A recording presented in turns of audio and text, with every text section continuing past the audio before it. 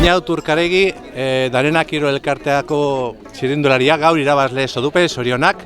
Hasieran karrera arraro xamar zeren bakek erabaki du aurrera joatea bi taldekin, baina azkenean garaipena egin duzu. Konte guzu nola ikusi duzu lasterketa?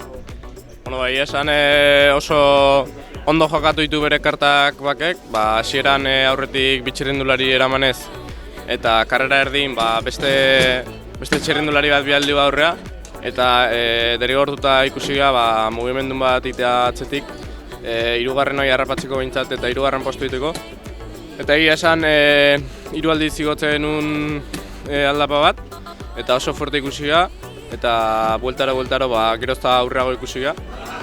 Eta azkeneko bajada inda gero, aurreneko txirrindulari ikusi etor metro batzuk hartuta, eta harrapatu behar zen, eta metro gutxi faltan harrapatzea lortu.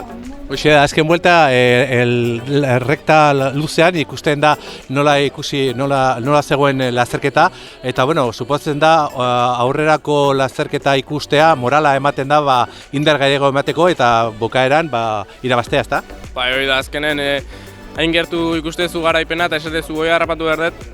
Bestela ez dut irabaziko eta indar guztik ateatzen duzu harrapatu alizateko eta hoxe. Zorionak eta eskerrik asko. Zuri. Listo.